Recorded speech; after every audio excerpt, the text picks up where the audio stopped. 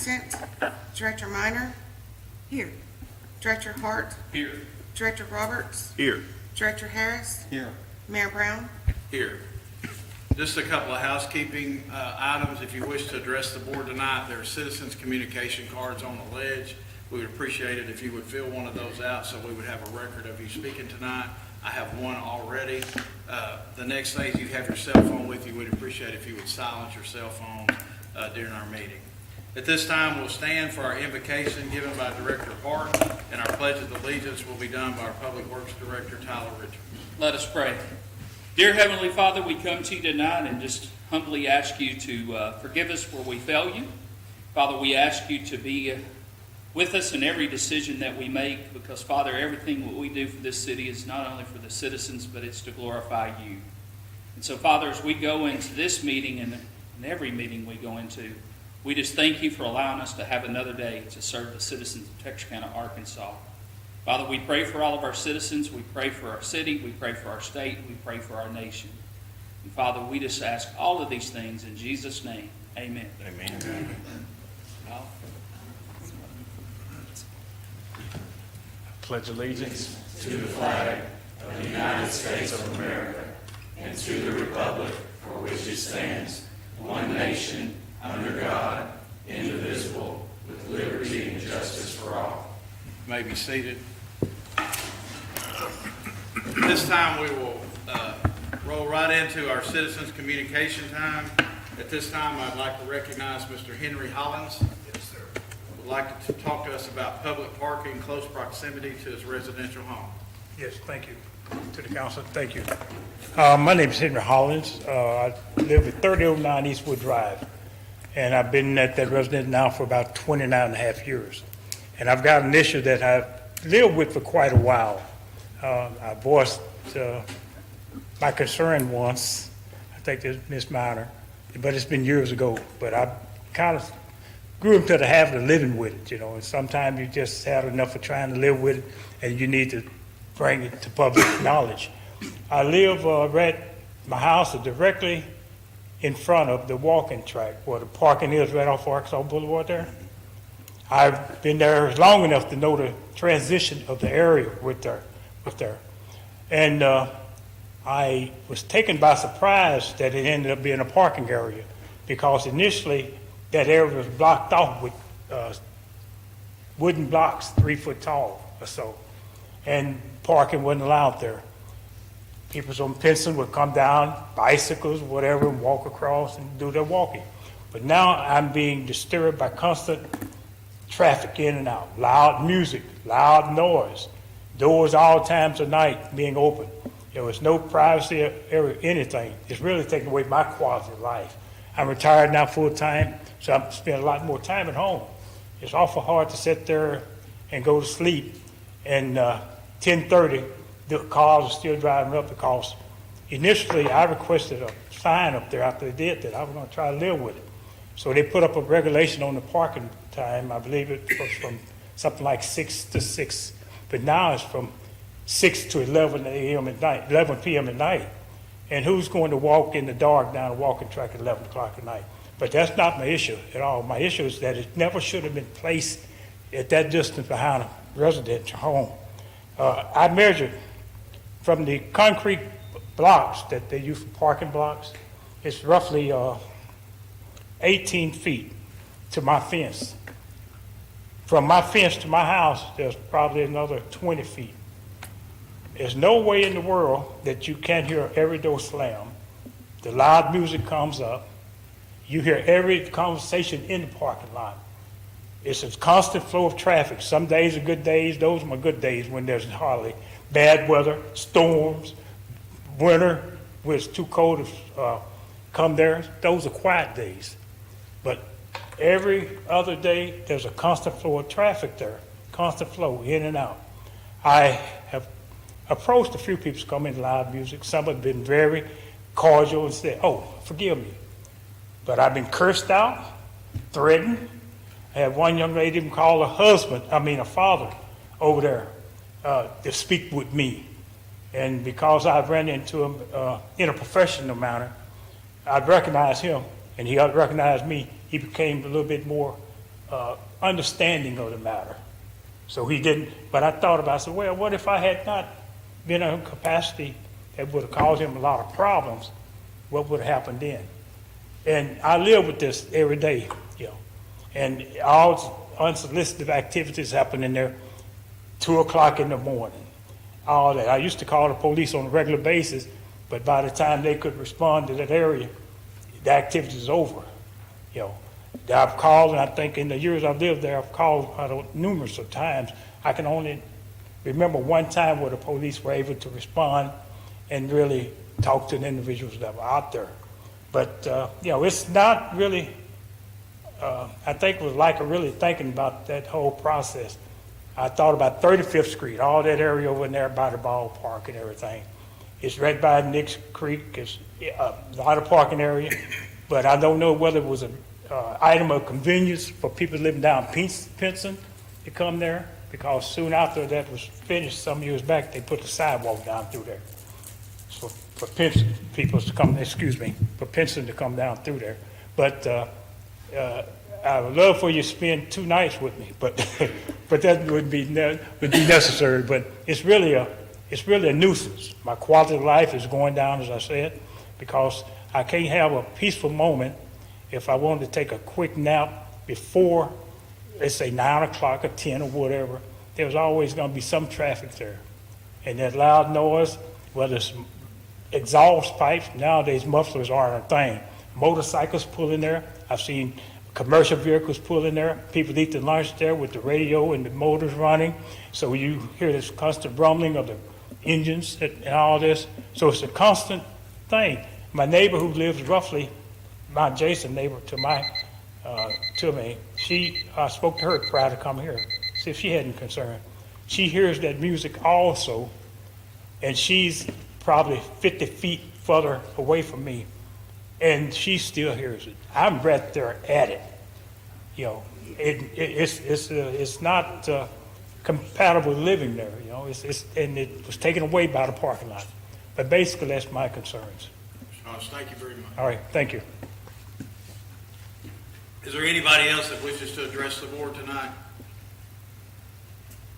Anyone else that wishes to address the board of citizens communication? Yes, sir.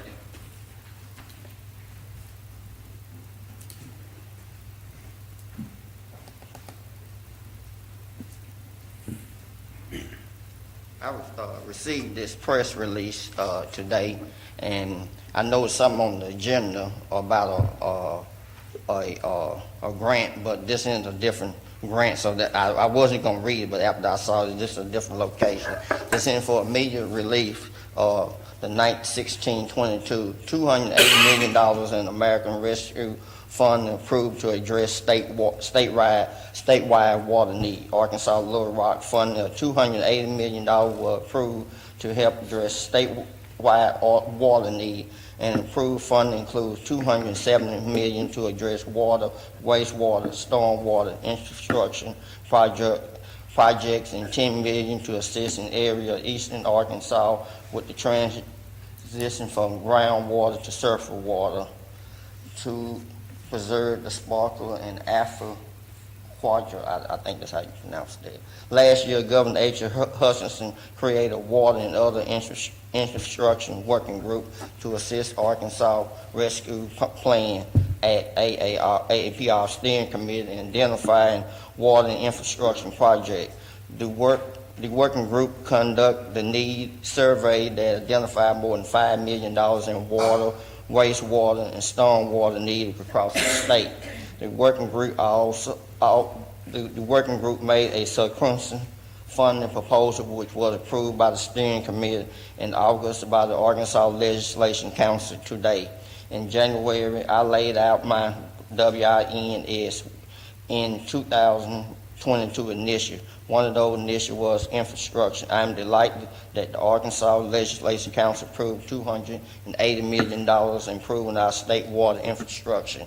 Governor Hutchinson said, I am appreciated that the Department of Agriculture, Arkansas Natural Resource and Resource Commission, AAPR steering committee, and member of the General City who have worked diligent and to secure this funding critical needs our state.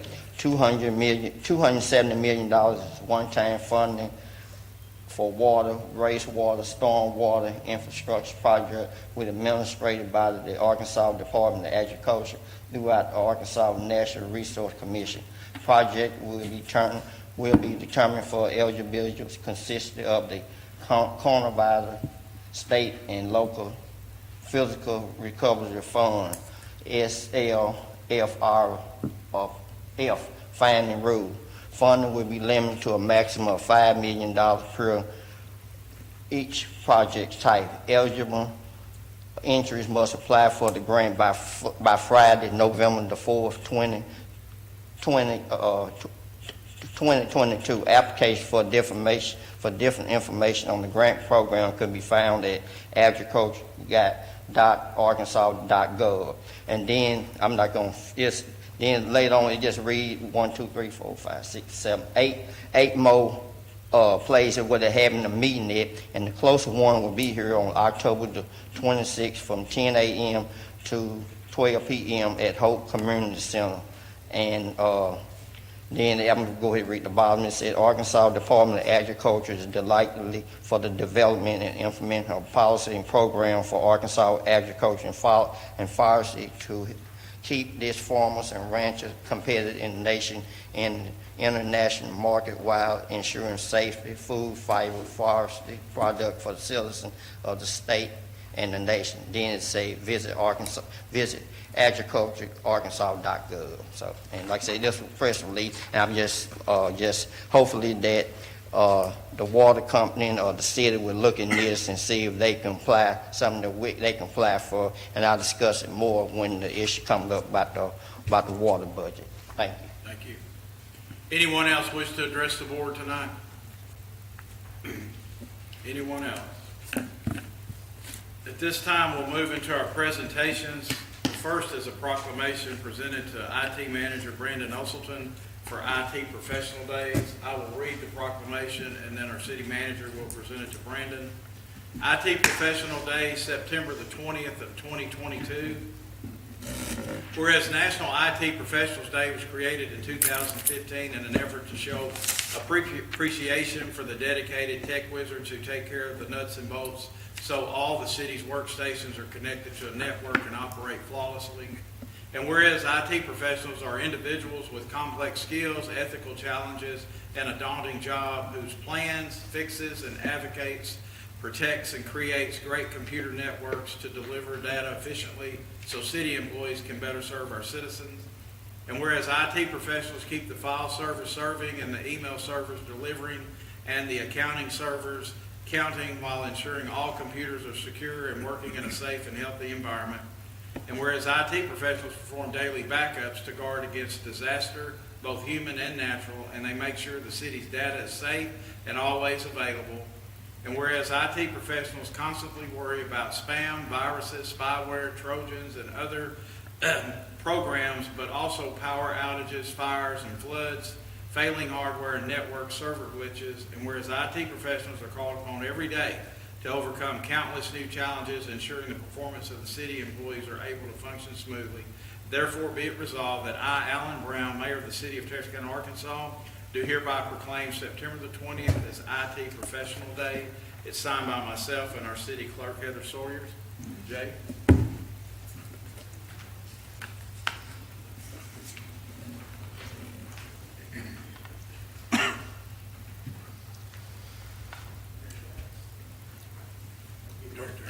Is this one of the second email? No, that was just came today. Ready? They just came today. What you think? Okay. She's good.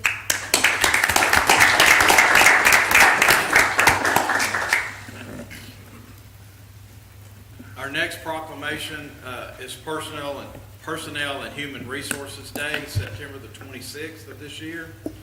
Whereas personnel human resources professionals are responsible for implementing effective practices for hiring, training, development, retention, and planning, giving all citizens of the community quality employment.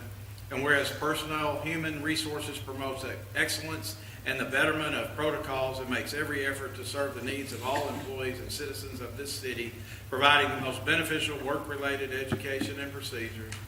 And whereas leaders in professional human resources create a safe, cordial, results-oriented work environment in the best interest of all employees, and whereas each day personnel human resources ensure every city employee is treated with dignity, respect, employees entering inclusiveness, diversity, and fair employment practices. And whereas personnel human resources professionals keep city organizations running smoothly each day and make important, significant, lasting contributions to the work life of all city employees.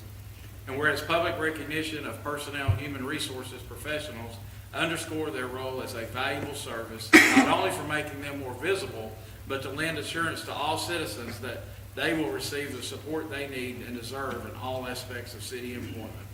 Now therefore, be it resolved that I, Alan Brown, Mayor of the City of Texarkana, Arkansas, hereby proclaim September the 26th as Personnel Human Resources Day in the City of Texarkana, Arkansas. I urge all of our citizens to join on this special observance. It's signed by myself, our City Clerk Heather Sawyers, and I think Rachel, you going to receive that?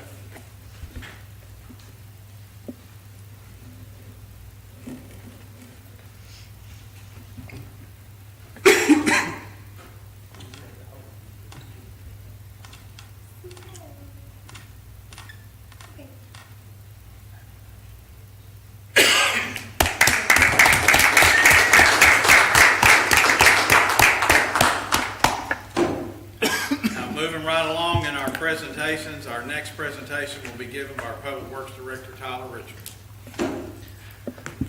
Good evening, Mayor and Board. I'm going to try not to bore y'all too much, but I'm going to throw a bunch of numbers at you here, but still not as many numbers as Tyrone would throw at you. So, thank you. I was going to start with a little budget update for you. These numbers are through the end of July, so at about 58% of the year. Overall, we look good. We're right on track for the year, but I wanted to point out a couple of sections to you there. Streets overall is at 63%. That's a little bit skewed because our capital outlay item, we've already purchased all of our equipment for the year, so that's going to skew that, and that's a large item, so that skews it a good bit. But I will draw attention to our supplies line item there. This is for all of our road supplies, for all of our road maintenance and whatnot. We are at 85% for the year, so we've run through that pretty quick. But I hope that shows you how much we're actually getting done this year. So we won't have enough to tackle any larger road projects for the rest of the year, but obviously we'll continue with our normal maintenance. So down there at other streets projects, that's at 12%, but this one contains all of our drainage improvements money. So I like to hold on to that until we get through our large rain events for the year, because that's where we have all of our drainage emergencies and we pull all that money from there. So we start getting to this time of the year, see where we're at with that, and then we'll start tackling some larger drainage improvement projects. Excuse me, but the capital outlay that we're already 128% on, is that money that we'd already put aside in some of those, or that additional projects that's already been added to that to be so far out of whack? No, that's everything that was already budgeted for. We did go a little bit over on that, but that was all planned for. Go ahead. So I wanted to focus a little bit on streets and code enforcement tonight, since that seems to be at the forefront of everyone's mind. I wanted to lay our streets division for you a little bit. Our street superintendent is Clay Hicks. Some of you have met him, some of you have not. He came on with us about a year and a half ago. And our lead foreman is Chuck Phillips. He's with us back here in the back tonight. So under them, we have 3 foremen, 12 equipment operators, 2 traffic technicians, and 5 ADC employees. So in total, we've got 24 positions out there. You see there on the right, that's how our crews are broke out in streets. So we've got a construction and concrete crew. They handle all of our drainage projects, such as culverts or bank stabilization on our creeks. stuff like that. They handle all of our road-based issues and all of our concrete work, obviously. We've got 7 positions on that crew. Right now, we've got 5 of those filled.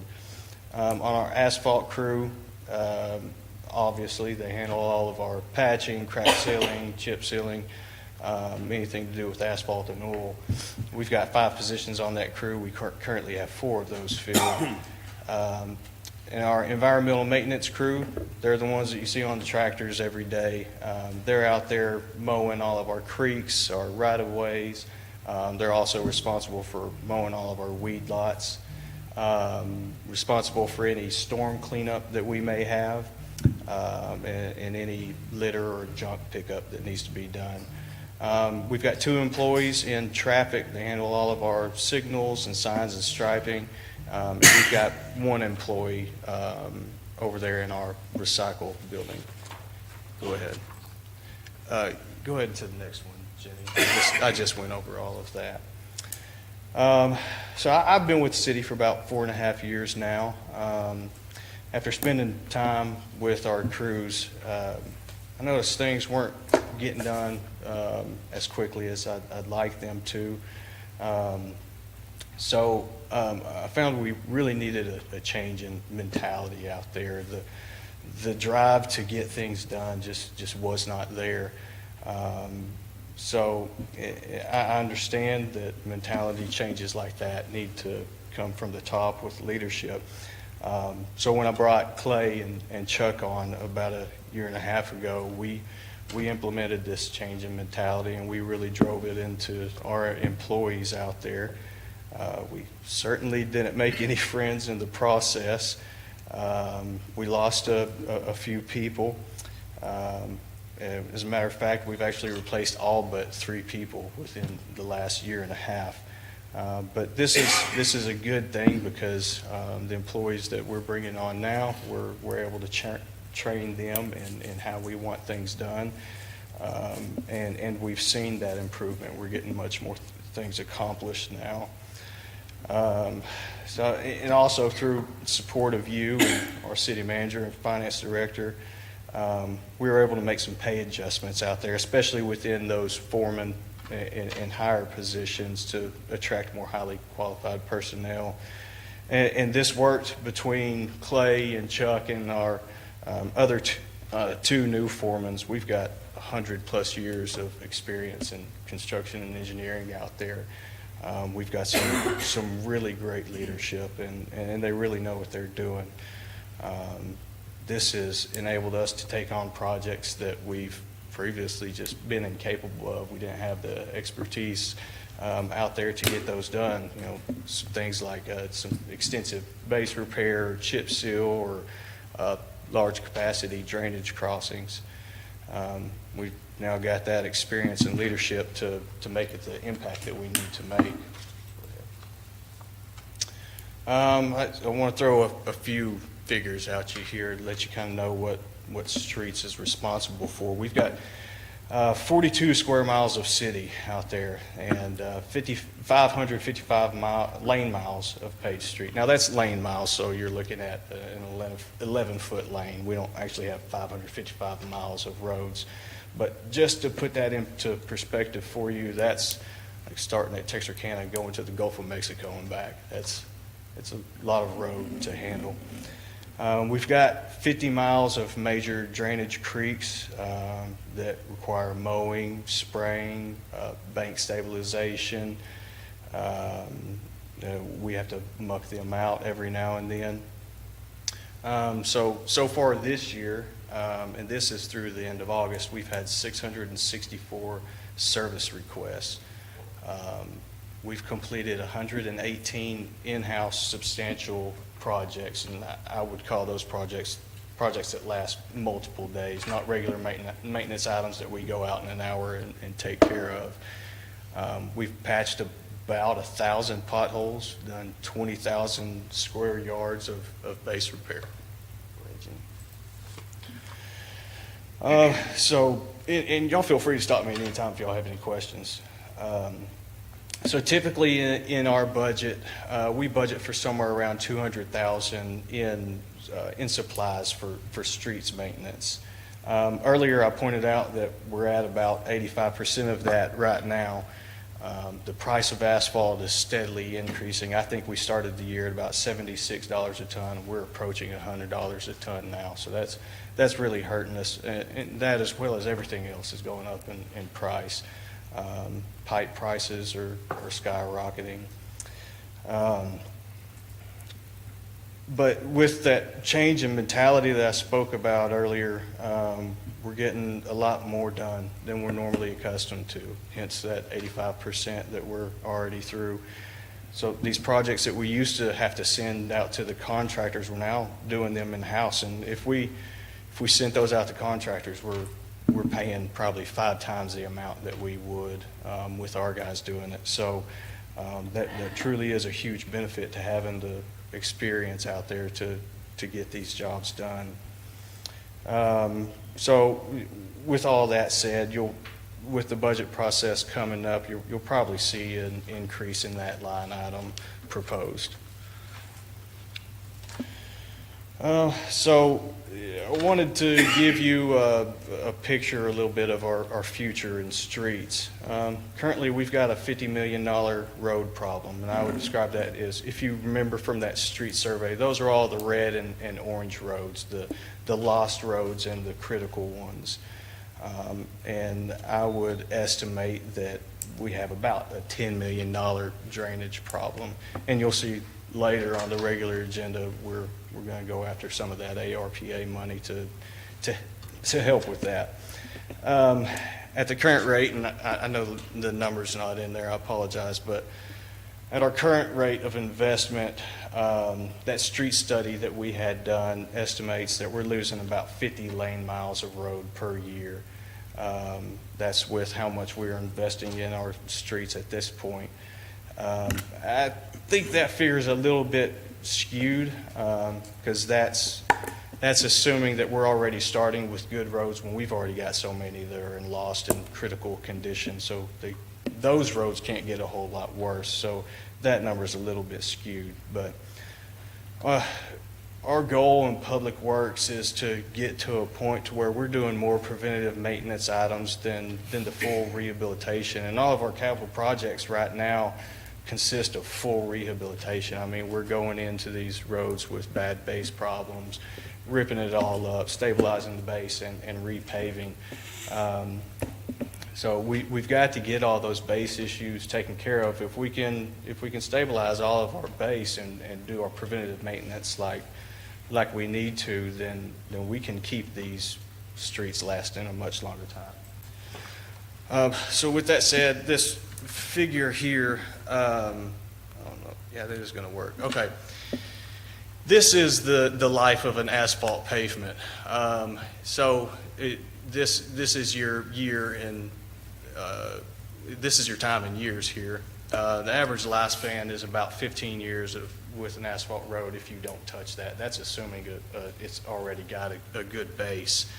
But if you see this red line here, that's the formula that we're pretty much following right now. After about year 5, that's this point right here, it starts to fall off pretty quickly. So if you were to apply preventative maintenance to that, you're looking at, at 5 years doing a crack seal, and then at 7 years maybe doing a cape seal or slurry seal, which would cover the full pavement rather than just the cracks. And then possibly at 15 doing a chip seal, and then 25 years down the road doing a mill or an overlay or something like that. So whereas in the past we're following that red line there, waiting until the road is just completely lost to do a full rehabilitation. If we can get to that point where we're doing those preventive maintenance items, we can invest the same amount of money into these roads that we are with the full rehabilitation, and spread that out over 10, 15, 20 years, and we're keeping a good road. It's never getting down into that critical or lost category. So here's a little outlook at our capital projects from this year. So in this year, y'all have invested $1.5 million in streets rehabilitation, and that's coming from that Tennessee Meadows Union project, and about $600,000 in equipment from our regular budget. This is the largest city investment in streets that I'm aware of. That's coming from our general revenue, not considering any bond issues or anything like that. But we have started construction on Tennessee Meadows and Union. I expect that to be done by the end of November. That's how long they have to get it done. Hopefully we get it done much sooner than that, but they do have that long to get it done. So the ARPA streets projects, which is about $2.9 million, those are going to get done next year. They're with the engineers right now for design. I was hoping that maybe we could get one of those projects out this year, but it's just not going to happen. We're too late in the year at this point. If y'all remember, that consists of Rolling Ridge, Boyd, Dudley, Jefferson from 12th to 18th, Stallion, Woodland, and Sanderson from I-30 to Sugar Hill Road. So also with that ARPA money, y'all allocated some money towards Knicks Creek, or not specifically Knicks Creek, I'm sorry, but for drainage improvements. Later, you're going to hear about this grant that we'd like to apply for. I would like to try to pair that money with this grant if we're able to get that. So hopefully the state moves quickly on allocating that money.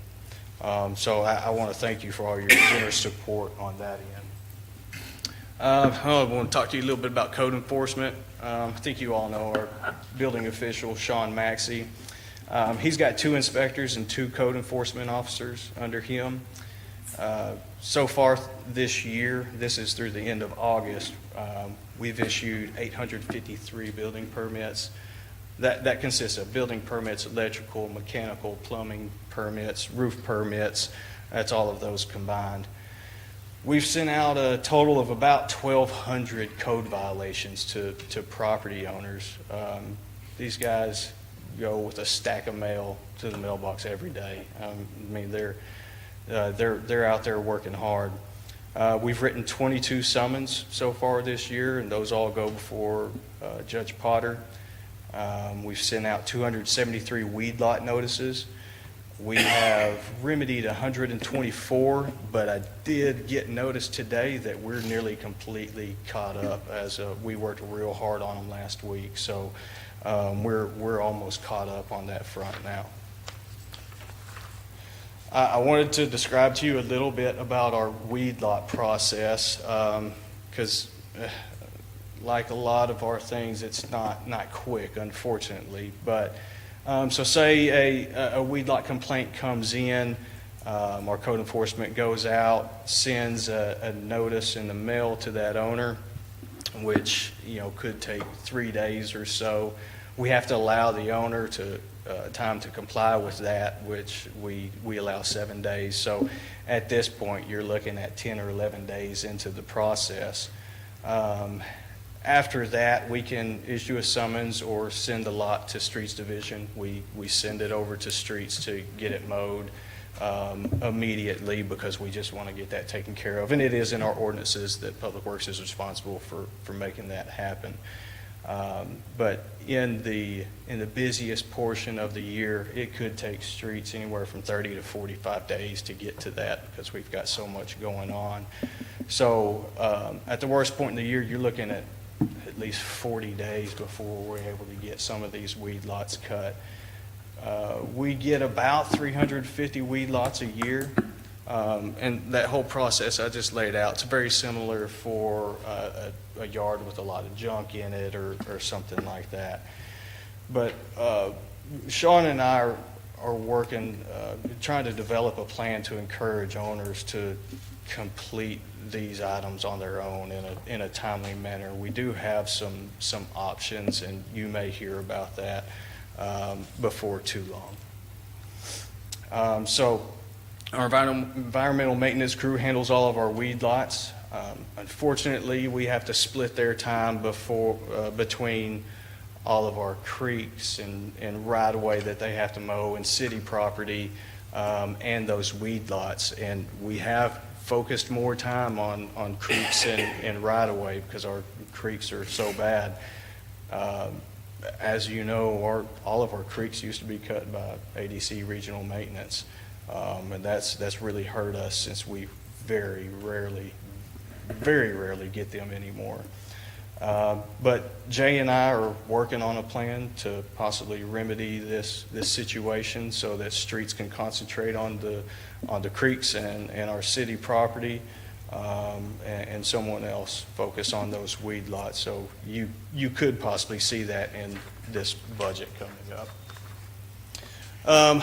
Just to give you a little info on dilapidated structures, we've got about 200 of them tagged currently.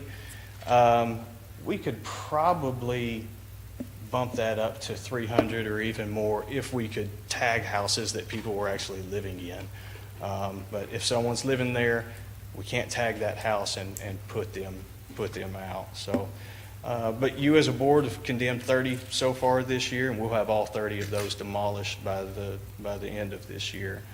And I want to thank y'all. Y'all supported 5 times the amount that we normally get for housing demolition this year.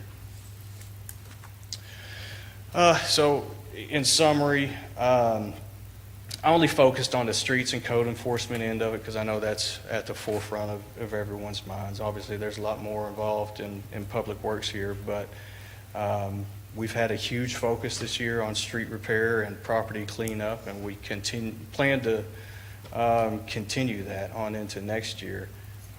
So on behalf of all public works, I'd like to thank you all for your support, and I'm going to leave you here, and if y'all have any questions, please feel free.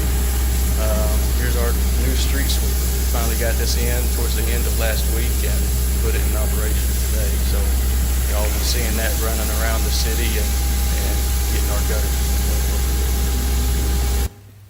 Have any questions? Yes. Yeah, I got. How many people do you have cutting grass, and how many tractors do you have that utilize cutting grass? Currently, I have 4 right now. 4 tractors? No, 4 employees cutting right now. Okay. We've got 3 tractors that we can run. We have 7 positions in that crew. We're working real hard on filling those. At the beginning of the year, we had a large influx of applicants, and everything looked great, but that's fallen off the past few months, and we're not getting the applicants anymore like we were. But I've got some plans to help attract some more employees. And why is it taking to do the city right away a long time for like creeks and along the street? Cause the reason I'm saying that, I know there was some requests put in June and they just not being done. And it's September now. Yeah, that's we're splitting our times right now between weed lots and creeks and all of our city property and everything. It's taken us quite a while to get to these items. We get a lot of complaints on weed lots and city property that needs to be mowed. We don't get as many complaints on the creeks coming in, but we know that we have to get these creeks cut to help our drainage issues. So we've got a large focus on these creeks this year that we spent a lot more time on them this year than we have in the past. And we're working really hard, and I hope you can see we've got a lot done, and we're still continuing to do that. But I apologize that it takes quite a while for us to get to it, but I assure you we're doing everything that we can to get to them. Yes. First of all, I want to tell you I appreciate what y'all have done in Ward 1. I can tell it is a huge improvement over what it's been in the past couple of years. Thank you. Tennessee Road that you've been working on looks great. The potholes that have been filled in the past couple of weeks in Arabella Heights looks really, really good. And I think that if more people in the city besides in this room saw those numbers, that they would understand. And I don't know if there's a way that we can put those numbers on the city website.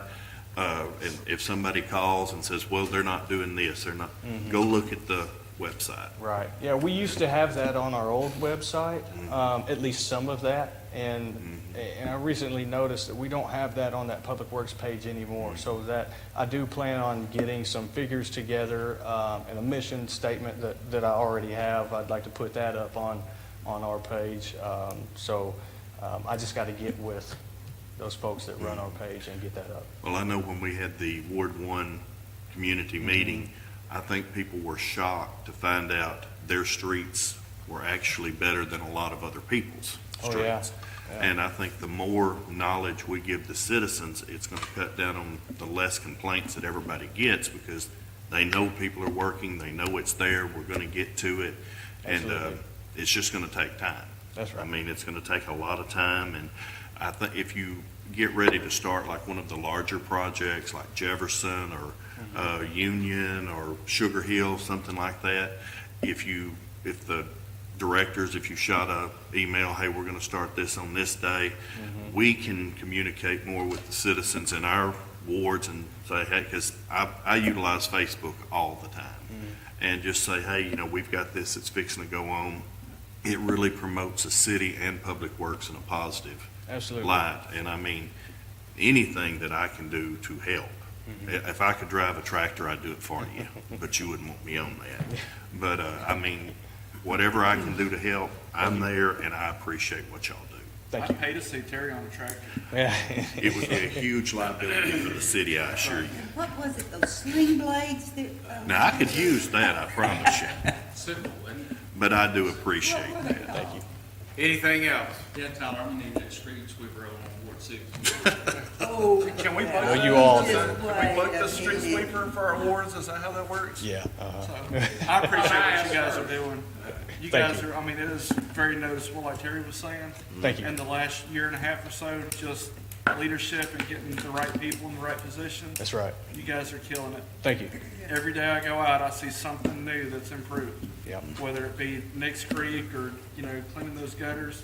Yeah. I mean, it is very noticeable. in the We're getting a community. lot I done. love to Thank see you. the city trucks rolling in my ward. Yeah. I know I don't tell you that I appreciate you enough, so I'll tell you, I appreciate you. Thank you. We Appreciate miss it. ADC as much as We anything. absolutely do, and they I were have- our great people. I have worked incredibly hard on that It's and just, not making any headway whatsoever. Well, Director Minor, I have a suggestion. Since you. that I use that sling blade myself. Well, you mow a lot and do an excellent job. You're going to be retiring, so you'll be eligible to be hired by the city. And I guarantee, I bet they'll take you to help clean up these corners. All right, Tyler, thank you very much. Thanks, Tyler. Trish, y'all ready? Gary? We'll have a presentation for the Texarkana Water Utilities 2022-23 budget.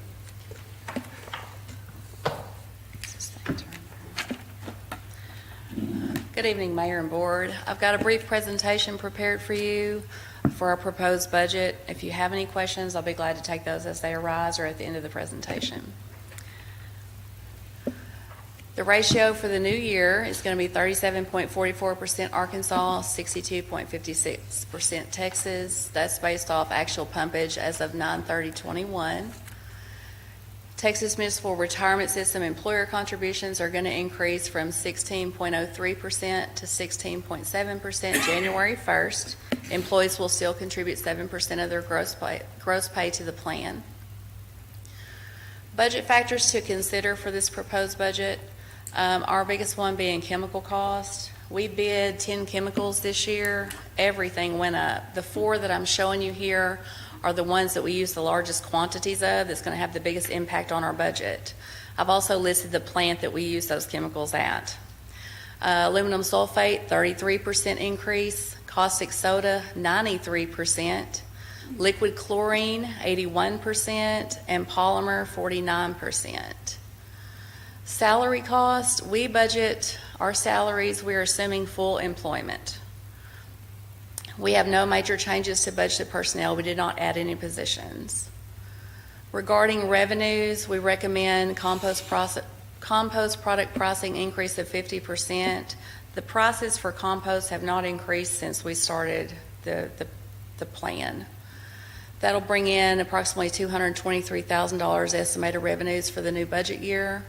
We'll also be implementing year one of the rate increases for water and sewer, which is approximately 16%. This next slide gives you a comparison of all funds of our budget from 22 to 23. We've got a net increase of just over $1.6 million, which is 7% over last year's budget. The next slide, it gives you the same data, but we're looking only at the Arkansas fund. I did exclude Mandeville and Union. The increase from 23 over the 22 budget is just under $193,000. If you'll notice, the majority of that is tied to the Millwood water production plant. Mainly the increase there is increased chemical cost. This is a brief overview of our revenues and expenditures for all funds. That's Arkansas, Texas, Graphic Packaging, Mandeville, and Union. It's just showing you the net change in the fund balance for each year.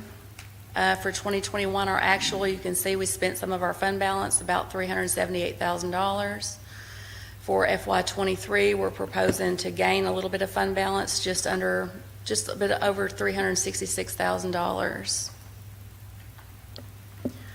This next is the same. It's just for Arkansas, Mandeville, and Union funds only. You can see the actual for 21. We spent about $510,000 of our fund balance. We're proposing that we're going to end up with $167,500 extra in our fund balance. And I'm going to add that when I prepared my revenue projections and expenditures for the new budget, I did compare those to the data we received from New Gen with the rate study, and they are very, very close. They actually showed us spending about $300,000 of our fund balance. I'm hoping we don't go that route. This next slide gives you a breakdown of our proposed revenues for the new year, all funds. 87% of our revenue comes from sales. It's around $37 million.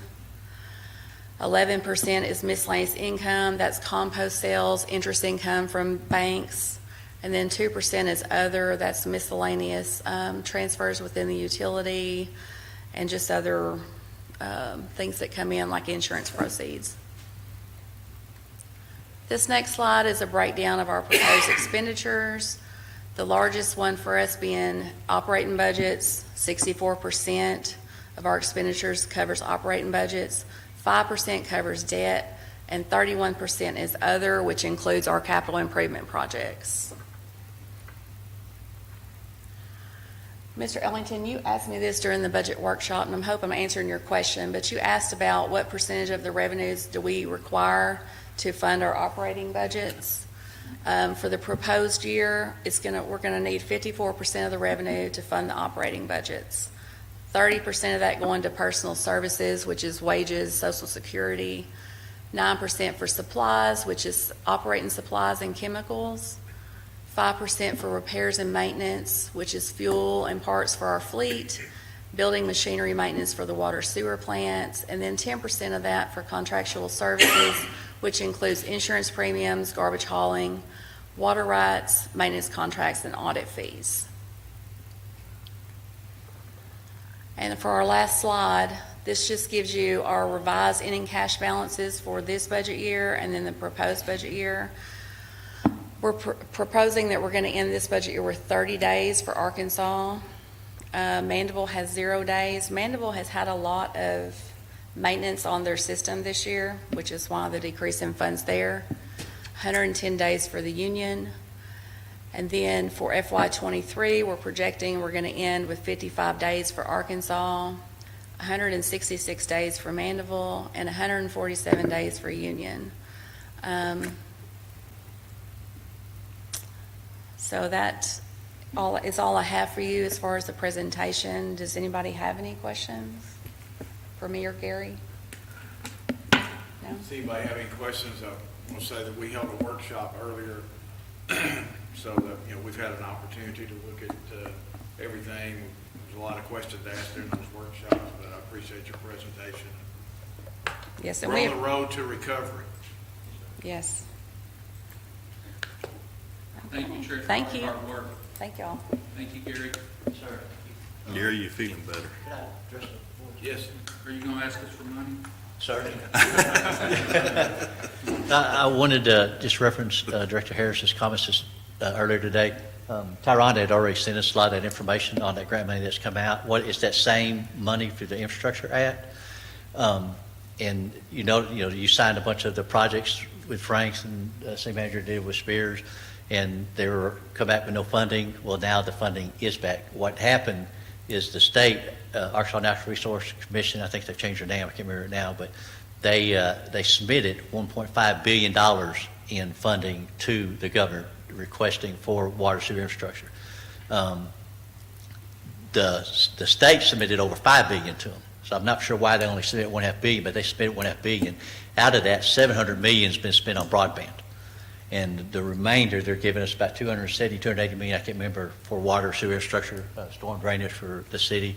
But we are on top of it. Our one engineer is working with us. Our project is actually going to be in Springdale for that first meeting Wednesday. The other one's already been talking to our state representatives. We are pushing on this to trying to get it. $5 million is the max. If we can just get one, would be great. The $280 million is a lot of money, but it's not when you're looking at the whole state as a whole. We're just hoping, and we're trying everything we can to try to get some of this grant money. But I just want to let you know, Director Harris, that Tyrone did send it. She stays up with it on us, and then we've been staying up with it too. And I'm glad to answer any questions if you had any. All right, thank you. Thanks, Gary. Thank you, Gary. Moving right along, we have one more presentation tonight. That'll be the fiscal year 2023 airport budget. Paul is, thank you for seeing me today. Paul has showed me into the breach. You don't get the first team, but you get me. So, y'all see me? Okay. All right, our expected revenue is $1.2 million. Our expected expenses are $1.8 million with an expected loss of $680,000. With additional capital investment of $2,376,000, there is a deficit of $993,343. We have had revenue increases for 2022 at $198,000. We've increased hangar rents. They were $195 a month. We've increased them to $350 a month. Houses were averaging $250 a month because they are in poor condition, but we are managing to get now anywhere from $700 to $1,200 a month for some of them, not all. But we have increased rents on all of them. The EOC, which is the Emergency Operations Center, which houses the police, now we were getting zero for, we're getting $33,000 for that. The mini storage lease was renegotiated, and that's increased from $2,400 a year to $18,251. The A&P school, as you know, was closed in the middle of the year, but we were only receiving $8,000 a year, but now we are working with the Texarkana College on a program that will bring in $44,000 a year. But with the increased revenue, there's been increased costs. As you know, there's been a 9.4 increase in consumer price index between July of last year and July of this year, a 33% increase in energy costs, and we have a line of credit that upfronts the match, the 90-10 or the 50-50 or the 80-20 match from AIP funding. So if the FAA pays 80%, we have to tote the note for the other 20% until we get to the end, and then we get the 20% back from the ADA. But that can be many, many months. So we're Tyler Brown and Paul, that's why he's here, not here tonight, they are going to economic development conferences. One is the MBA conference, the National Business of Aviation Administration, and the MRO conference, which is the maintenance, repair, overhaul. We're hoping to hook someone to come in to develop some of our property. We've done repairs and upgrades to T-hangers, doors, lights, flooring. There was a salary study done, conducted by the Texas side, and equipment to perform repairs in-house. As you know, I don't think the The pictures have been included tonight, but the paint has fallen into serious disrepair on the airfield, and we were written up by the FAA for that, so we have to comply. And of course, marketing for the airport. Terminal construction expenses in 2019, before COVID, were estimated to be $27 million, with a local match of $3,878,000. After COVID, now, those same costs are estimated at $49 million, which is an increase of $22 million.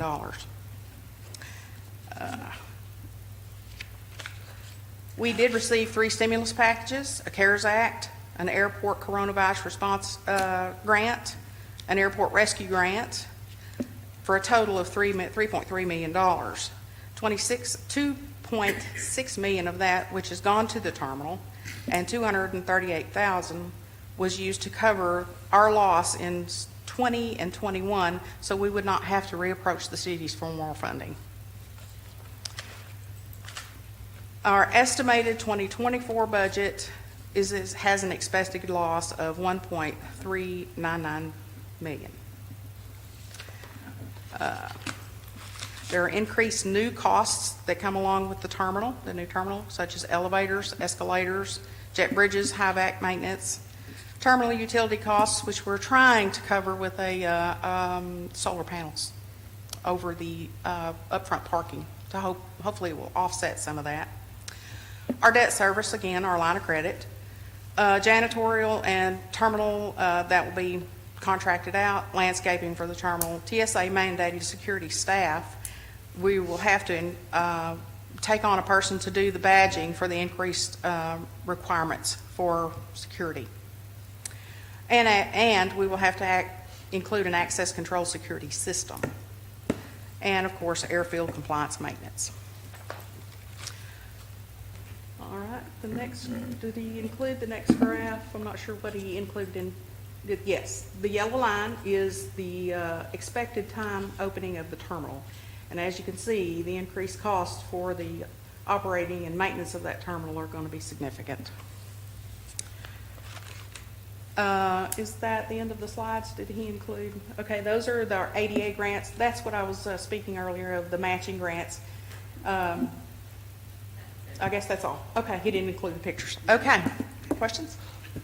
The line of credit, is that a $3 million line of Yes, credit? sir, it is. Mhm. How much of that have we used so far? Actually, it's below 200,000 right now. We've driven it down recently with some ADA grants. I would just like to say, I'm not going to rehash a bunch of the things that we discussed in the workshop. I mean, it's very clear. I think Paul and yourself and everybody know kind of where I stand. But, you know, in 2000, latter part of 2019, I saw this coming, and I knew that it was going to be a serious issue for our city, and we're here. That's just being frank, but that's basically where we're at. And now, based on not having the increased revenues to support the new terminal, when in fact really we haven't even put together enough funds to fund the new terminal, because we actually have another $900,000 debt that we will have to consider paying that we can't pay right now without doing a number of things. We never thought about tapping into the line of credit and the interest that that's going to have to cost to get the free grant money, so we're going to pay an additional $60,000 in interest this year just on the line of credit to get the free grant money. But this has become a very serious problem. That's something that I'm very concerned about, but what it will do and what the board of directors is going to have to understand at some point in time, it just changed our focus. Because your airport right now with your new terminal is going to be number one on your hit list to fund, because you cannot fund it. And that will be at some point in time. As Tyler said today, he's already got a couple of things he wants to request in the 2023 budget. At some point in time, we will not fund those. You will not fund those. You'll be paying for this $50 million airport unless we keep working together to ensure that we can land a tenant at the airport or do something to increase those revenues. Absolutely. We have a very serious problem. We're different from the Texas side, meaning that our revenues certainly are not as large as the Texas side. We'll have probably a record year of sales tax collection here. It'll still be $8 to $9 million less than theirs every year. So we have a lot of issues that we have to do, and it's going to be priority. It's not the first time we've been in a situation like this, in my opinion, but we've put ourselves in this position now, and we can't really do anything about it. Right. And we don't have the access to the street. As you know, we've got to spend money on the streets. We're going to have annual costs on lighting those streets. We've got a number of things that are coming to light in the next 24 months when this terminal is complete and done. And I'm not sharing anything with anybody, as you know, that I haven't shared with Paul. We've had numerous meetings. I know that Paul and everybody works at the airport is concerned about it. Yes. So it's going to be an issue, and I hope that everybody understands it. That big graph that you look at the very end, that I hope everybody understood, that escalation in the deficit that the airport is going to bring to the city is going to get tremendous at some point in time without that stream of revenue. Right. I'm hoping that, I'm working with the Ready Group, and what I try to do every day is we're working hard to try to land us some opportunities. And we have a great economic opportunity at the airport to promote economic development and to land people here that would increase the revenue. The last thing I will say is that I expressed concern in the process. The process meaning that this budget has already been passed by the Texas side. We both have airport authorities, we have city managers that sit in on these budget talks, and then we get presented without probably any notice that I didn't have at all. We get presented with a $700,000 deficit and really nothing to do about it, but just rubber stamp it and move on. And me consciously, I can't rubber stamp a $700,000 deficit. The issue is that the way that our fiscal year's end, I would like to see us move forward in the latter part of June or July with a joint workshop or something that at least we can hash these things out. At least have an opportunity to maybe possibly not increase those salaries as much as we did this year. Maybe not pay $85,000 to upgrade the website we're doing. All those things are in the detail of this budget.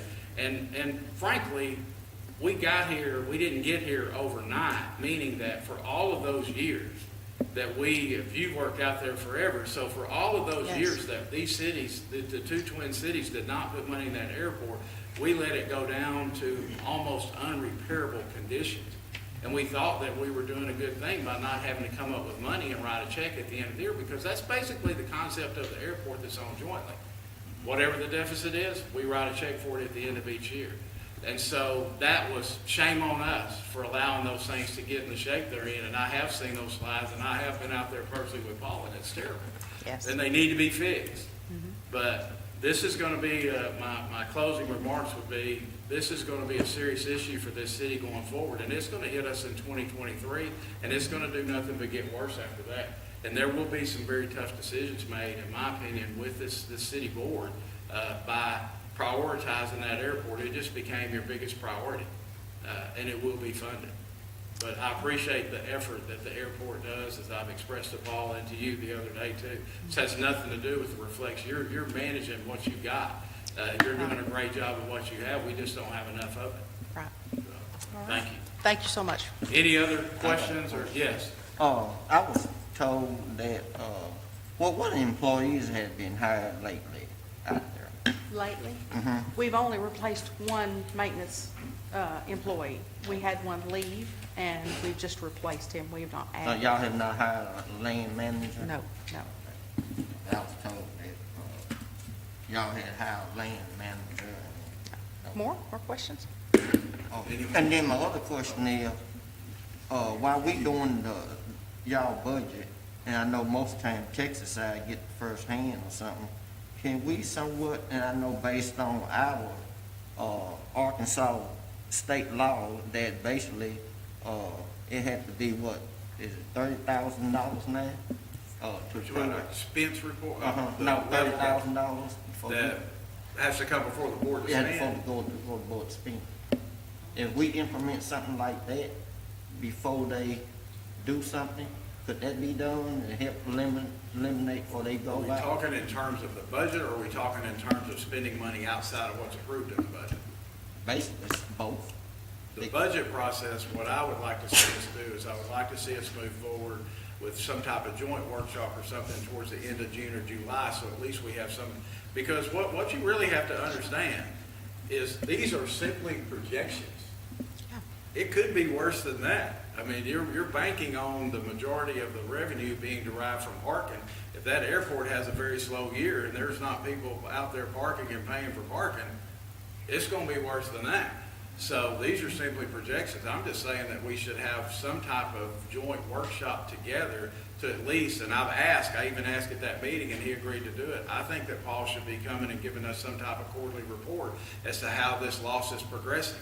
It's already a $680,000 loss, and let's check that and see how it's going. Maybe we're doing better, maybe we're not.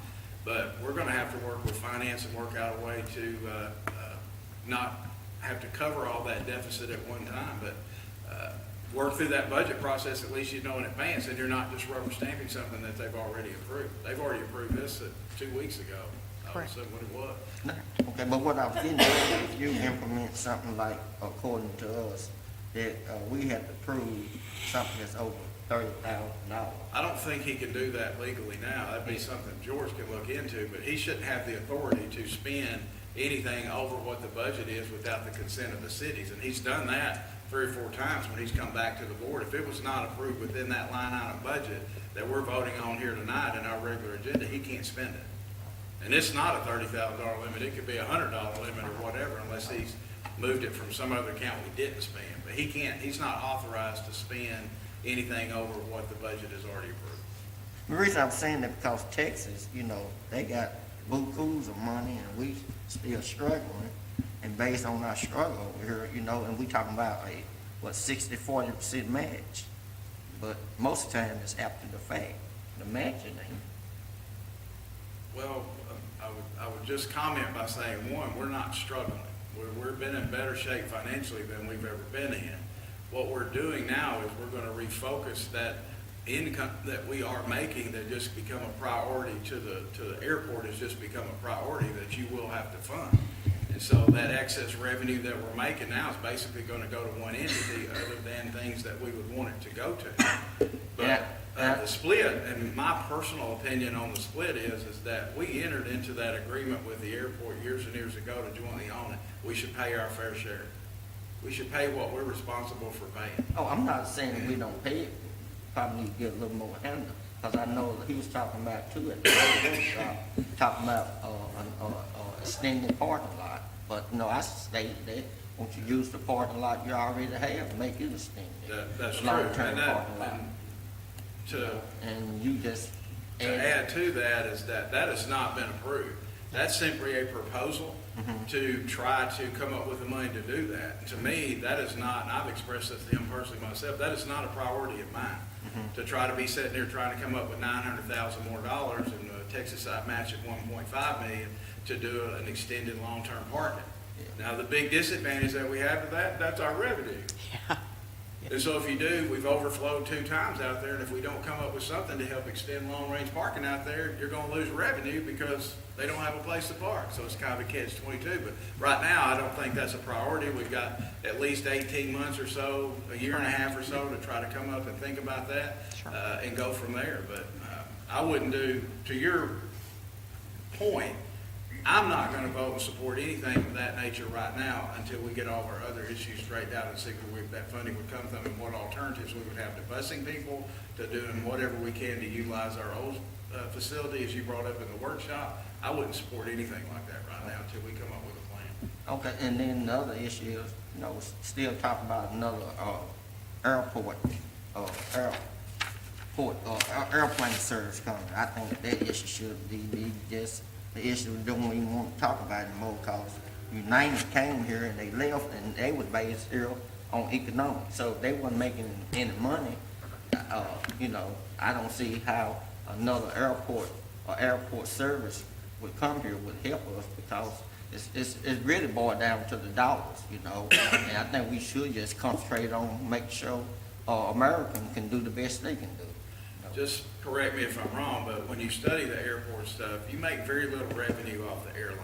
That's You correct. make revenue off of another airlines or 2 more airlines being here and people utilizing those airlines and parking. So you want more traffic at the airport so that they park either short-term or long-term, because that is the revenue source for the airport. That's the advantage you have there. We're not making any money off American Airlines being here. We're making money off of people coming here and flying out on American Airlines and Get parking. $9 every time we fly. How much? $9, I thought. 10. 10. 10. Yeah, it's $10. Yeah, it's very little money that we get to allow them here, But American just upgraded their aircraft that they're bringing in for more seats, right? They're about to upgrade it How October. many extra seats will that be? It's gonna have a first class. and- It's about 10 more seats, but with that comes an increased security requirement on our part. So they're going to add more seats, but it's going to cost us money because we have to step up our security measures because of the increased seats. Any So more it's a- questions? Good. Thank you very much. Thank you so much for your time. Moving right along to our consent agenda tonight, we have one item on the consent agenda, which is approval of the minutes of the rescheduled regular meeting on September the 6th. What would be the desire of the board to approve the consent agenda? Motion to approve. Second. So I have a motion and a second to approve the consent agenda. Is there any other discussion? All those in favor say aye. Aye. Opposed? And the motion carries and the consent agenda passes. So we'll move right along into our regular agenda. The first item is to adopt a resolution authorizing and directing the city manager to submit a grant application for the American Rescue Plan Act funding for Knicks Creek water quality improvements for the Arkansas Natural Resources Commission. Tyler? So this is part of that 280 million that you asked about, like Gary was just talking about. We've got A.L. Franks that are going to be helping us apply for this money. We participated in the original survey that didn't actually award any money, but we will be going after, I think we've put $3 million in the application, something like that. Any questions for Tyler? If not, I instruct the city attorney to read the resolution. Whereas the city of Texarkana, Arkansas owns and operates a drainage system in order to provide drainage service to meet the needs of the city and its inhabitants. Whereas the board of directors have determined it's in the best interest of the city and its inhabitants to apply for assistance from ANRC in order to make certain improvements to the system. Now therefore be it resolved by the board of directors of the city of Texarkana that Section 1, the mayor of the city as signatory agent or the successor of said agent is hereby authorized and directed to make application for assistance administered by the ARNC to execute when approved by the Board of Directors a bond purchase agreement and instruments issued or made pursuant thereto on behalf of the city from time to time, that the manager of Section 2, that the manager of the system as signatory agent or the successor of said agent is hereby authorized to execute for and on behalf of the city all other documents and certificates required, passed and approved this 19th day of September 2022. City attorney's read the resolution. What would be the desire of the board to adopt? Motion to adopt. Second. So I have a motion and a second to adopt the resolution. Is there any other discussion? Could you call the roll, please? Hollabush, Yes. Minor, Yes. Hart, Yes. Roberts, Yes. Harris, Yes. Brown, Yes. The resolution is adopted. Item number 8 is to adopt a resolution to adopt the Texarkana Water Utilities 22-23 budget. Any other discussion after the presentation? Any other questions? If not, we have the city attorney read the resolution. Whereas the FY 2022-23 Texarkana Water Utilities budget has been submitted to the Board of Directors for review, and whereas the utility staff recommends approval, the budget is presented to the board with income and expense allocations set forth therein, and whereas the city manager and utility staff recommend approval, now therefore be it resolved by the Board of Directors of the City of Texarkana, Arkansas, TWU budget for FY 22 through 23 attached here to and made a part hereof is approved, passed and approved this 19th day of September 2022. The city attorney's read the resolution. What would be the desire of the board to adopt? Motion to adopt. Second. So the motion and a second to adopt. Is there any other discussion? Could you call the roll, please? Hollabush, Yes. Minor, Yes. Hart, Yes. Roberts, Yes. Harris, Yes. Brown, Yes, the resolution passes. Moving on to item number 9, which is adopt a resolution to adopt the fiscal year 2023 airport budget. Any other discussion? We would have the city attorney read the resolution.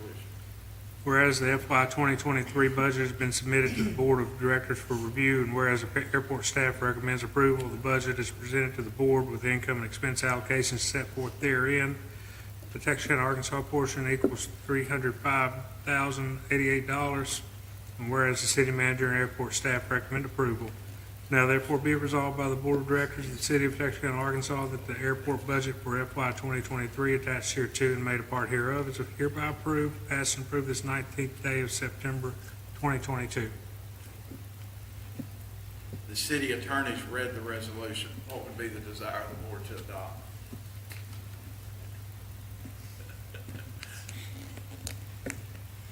Somebody's gonna have to do it. It's just, Well, I'll make a it's just motion to immaterial adopt. now. It's just a part of doing business. Is there a second? Is there a second?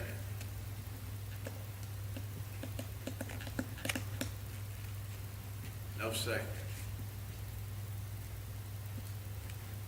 Nobody? Nobody wants to do it. Make you a second, go on the record of how we voted. Yeah. So you'll have to help me out here, Jordan. I guess there's no second. What it can do is push the next time the board wants to take it up. It's not as if it was voted down. It would have to be changed to be reconsidered. So for lack of second, the airport budget will move to the next regular meeting's agenda. Yes, Director? I got a question on that. Did we technically consider it, because do we have to wait 180 days before they can come back up, or how would that work? No, I think if you This is a voted, resolution, not an ordinance. well, and also I think if you voted and the vote failed, Uh-huh. then it would be 180 days. Okay. Now, wait to Bring I don't it want to back. say circumvent that, but if you brought a different budget forward next week, it wouldn't be voting on this one again, so to speak. So, But what if you come next week and you got the same problem? Well, it didn't vote today, so you can bring this one back next week. if you I'm want. saying, what if it comes next week?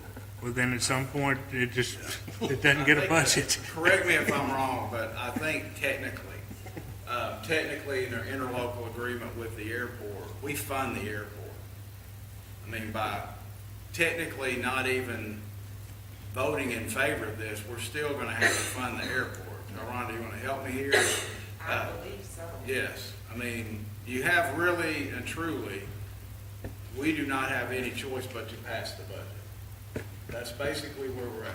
You can vote no and deny it if you want to, but when it's all said and done, we're held responsible for the finances of that airport at the percentage of the population so directed by that interlocal agreement.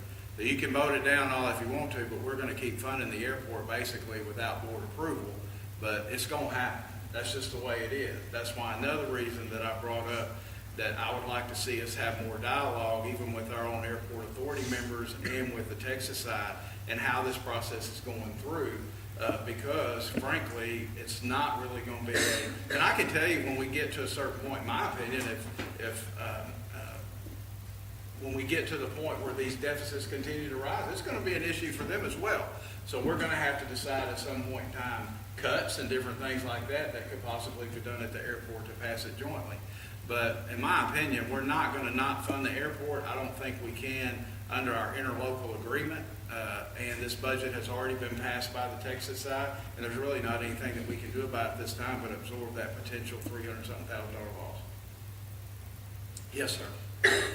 I don't know, but I think just not voting on the night sending the message anyway, so I think just not voting on it, sending the airport,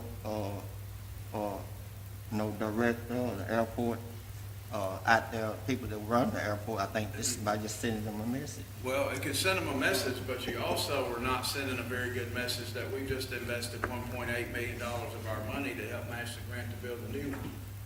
And so you're just in a, You know, I hate to keep saying this and be a broken record, but I've seen this coming for a few years, that it's gonna be tight for a while until that revenue increases, and then we're just gonna have to hope that it gets better. But these things are not any fault of anybody's outside of, this all should have been talked about, in my opinion, in 15, 16, and 17. That's when right. all these grants were all being That's applied exactly for, right. and how these things were gonna be matched. We went for several years without an understanding of how we were gonna match the 1.8 million that we, 1.7 million that we actually, in my opinion, were fortunate enough to be able to use our ARP funds. There were some misunderstandings about where that money was coming from, and even if we would have to do it. So now we've got this money invested. I don't think it sends a real good message for us personally not passing it tonight. We certainly have brought attention to what our issues are, but going forward, we can work on making the process a little bit different and maybe having more say into how large that deficit could be or whatever, but it is what it is. But we're not gonna, in my opinion, we're not gonna not fund it. We're setting ourselves up for more issues by not supporting this resolution tonight and adopting it this year moving forward. But we're responsible for that $300,000 line of credit.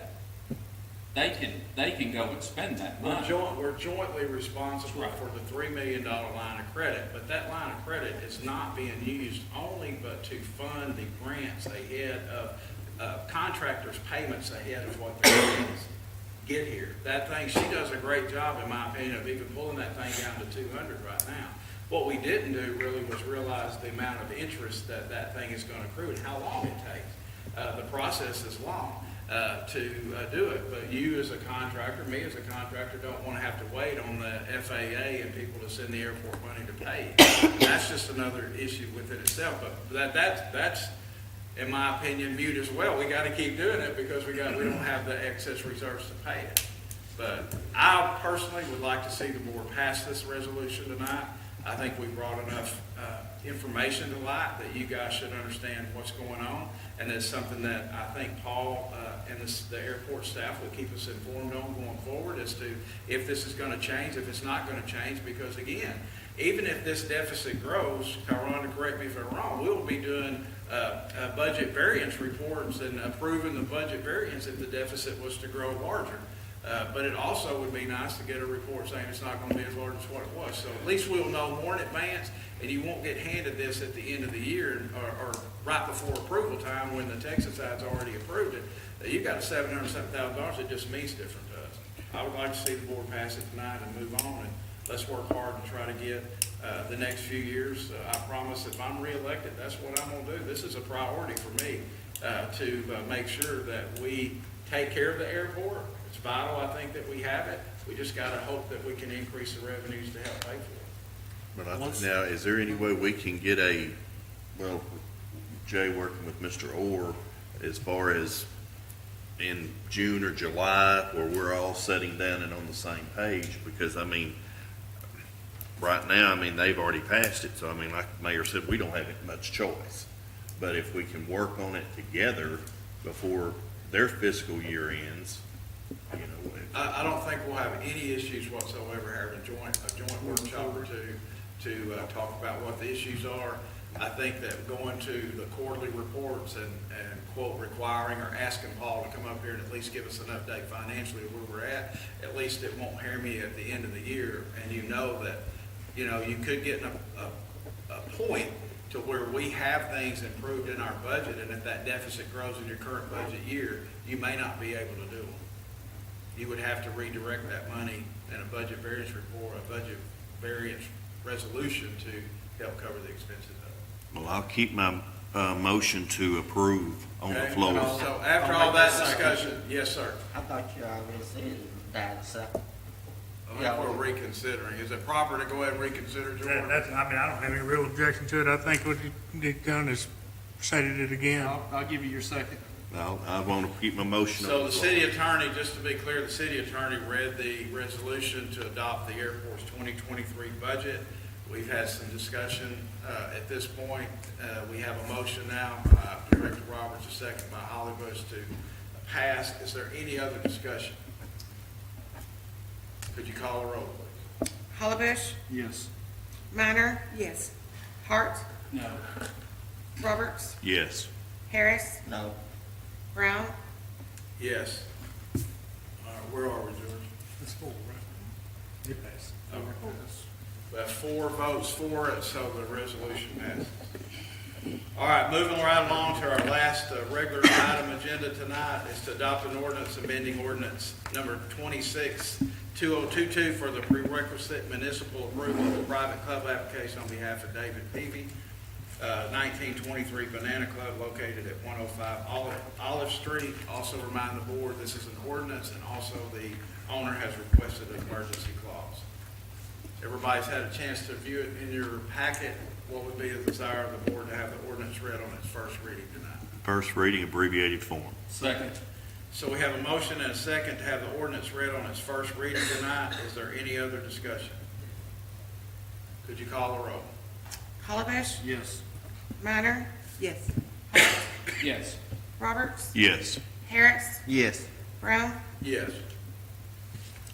An ordinance amending ordinance number 2622 and granting a request for prerequisite municipal approval of a private club application by David Peavy as applicant on behalf of Heritage Heart and Arts, doing business as the 1923 Banana Club, declaring an emergency and for other purposes.